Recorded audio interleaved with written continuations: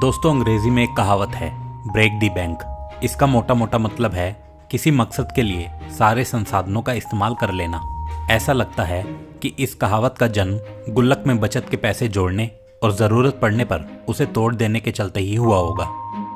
गुल्लक यानी पैसा जमा करने वाला वो बर्तन जिसका एक संबंध बच्चों से भी जुड़ता है। हमारे घर परिवारों में अक्सर बच्चों को ये तोहफे में दी जाती है, क्योंकि पैसे बचाने की जुग्गत हम सभी में बचपन से होती है। हम सभी ने कभी ना कभी पिगी बैंक जरूर रखा है।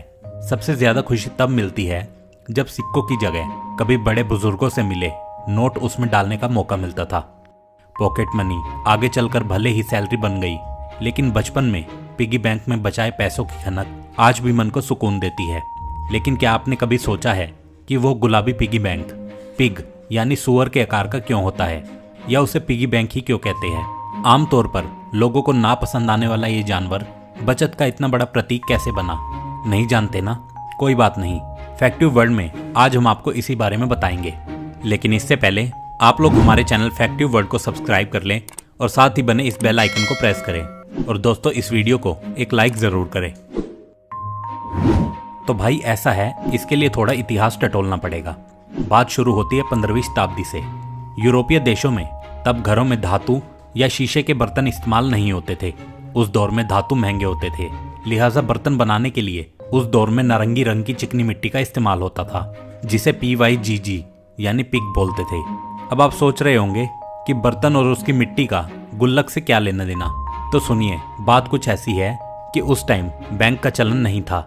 ऐसे में घर की महिलाएं और यहाँ तक कि पुरुष भी इन्हीं चिकनी मिट्टी से बने बर्तनों में पैसे बचाकर रखते थे। तब उस समय इसे पिग बैंक या पिग जार कहा जाता था। सैकड़ों वर्षों तक यही चलन रहा और फिर धातु के बर्तन बनने लगे। घरों में मिट्टी के बर्तन कम दिखाई देने लगे, लेकिन पिगी बैंक अभी भी बचत का आधार था।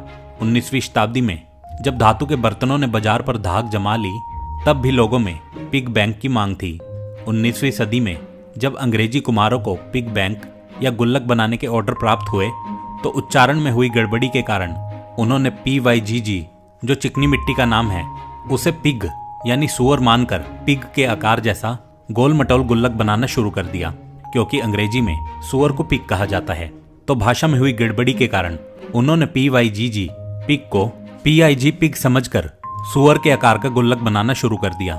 धीरे धीरे सुअर के आकार वाले इन गुल्लकों को ग्राहकों और बच्चों के द्वारा काफी पसंद किया जाने लगा, और देखते ही देखते इसकी मांग भी बढ़ गई। गलतफहमी के चलते PYGG पिग न रहकर दूसरा पिग यानी PIG समझा जाने लगा, और धीरे धीरे समय के साथ ये पिग बैंक ना रहकर पिगी बैंक हो गया। फिर इसका नाम हमेशा के लिए पिगी बैंक ही पड़ गया। यानी कि उच्चारण में पैदा हुए इसी भ्रम के चलते लोगों ने इस पिगी बैंक को पिग यानी सुअर से जोड़कर देखा और गुल्लकों को सुअर की शेप में बनाया जाने लगा। फिर समय के साथ पिगी बैंक गुल्लक या मनी बैंक का सिंबल बन गई। इस तरह गुलाबी रंग के गुल्लक का ना सिर्फ आकार बदला, बल्कि समय के साथ यह पिग से पिगी हो गया। तब से लेकर अब तक हम सभी इसे पिगी बैंक बुला रहे हैं। एक और मजेदार बात यह है कि आज के गुल्लकों की तरह भी पिगी बैंक को खोलने की व्यवस्था नहीं थी।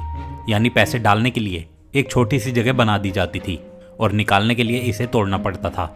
जाहिर तौर पर ऐसे गुल्लकों में यदि कोई ढक्कन लगा दिया जाता, तो जरूरत पड़ने पर उससे समय समय पर पैसे निकलते रहते। धातु के बर्तन को तोड़ना मुश्किल और खर्चीला था, इसलिए भी चिकनी मिट्टी से बने गुल्लक ही चलन में बने रहे। हालांकि आधुनिक समय में अब कई नए तरह के पिगी बैंक भी आ चुके हैं, जिनमें ताला चाबी की भी व्यवस्था रहती है, लेकिन पिग वाला डिजाइन आज भी सबसे ज्यादा चलन में है। हमारे देश में भी गुल्लक का आकार गोल मटोल ही है। सड़क किनारे बिकने वाले गुल्लक का रंग लाल है, और संभवतः इसकी शेप सुअर जैसी इसलिए नहीं है कि देसी मिट्टी पर ऐसी आकृति बना पाना मुश्किल भी है। अभी भी पश्चिम के कुछ देशों में लोग एक दूसरे को उपहार में पिगी बैंक देते हैं। इसे शुभ माना जाता है। इतिहास के कुछ पन्नों में पिगी बैंक की चर्चा 330 और 280 BC में भी है। बेबीलोन की खुदाई में ऐसे ही कुछ पिगी बैंक मिले थे, जबकि ग्रीक देशों की खुदाई में काले रंग के पिगी बैंक भी मिले। दोस्तों, चलिए अब आपको बताते हैं कि गुल्लक को पिग के रूप में दिखाने का एक और व्यवहारिक कारण क्या था। दोस्तों, जैसा कि हम सभी लोग जानते हैं कि घोड़ा, गाय, बकरी, भैंस, कुत्ता चारा और खाद्य पदार्थ इत्यादि खाते हैं।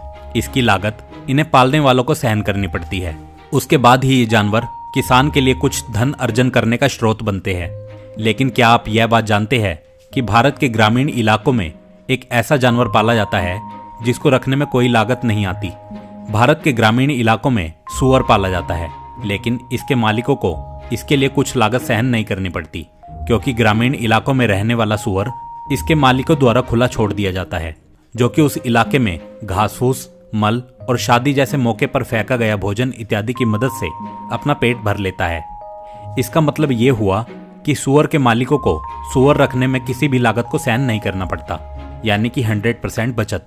जब ये सूअर बड़े हो जाते हैं तो महंगे दामों पर बाजार में बिक जाते हैं, क्योंकि सूअर के शरीर में बहुत चर्बी यानी फैट होता है, जिसकी बाजार में बहुत मांग होती है।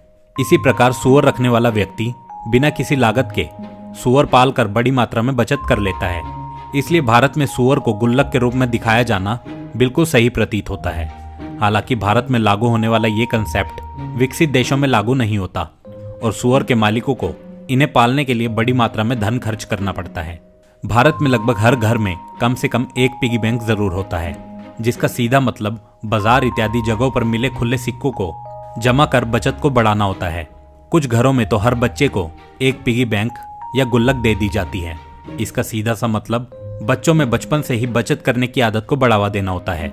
आज पिगी बैंक इतने लोकप्रिय है कि बचत के प्रतीक बन गए हैं और पिगी बैंक या गुल्लक को सूअर के आकार का बनाया जाता है।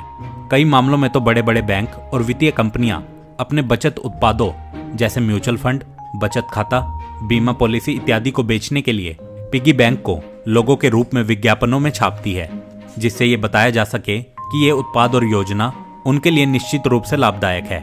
दोस्तों, चीन के इतिहासकारों का कहना है कि पिगी बैंक का संबंध चीन के किंग साम्राज्य से है, क्योंकि पिग चीनी संस्कृति में समृद्धि का सूचक माना जाता है।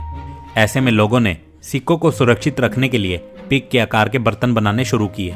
हालांकि एक बात तो तय है कि पिगी बैंक का भारत से कोई रिश्ता नहीं है।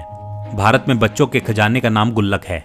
अब जबकि पिगी बैंक का मतलब सिक्के जमा करने के लिए बने पिग के आकार वाले बर्तन से हो गया, ये चाहे मिट्टी से बने या प्लास्टिक से या किसी दूसरी धातु से, इसका नाम अभी भी पिगी बैंक है।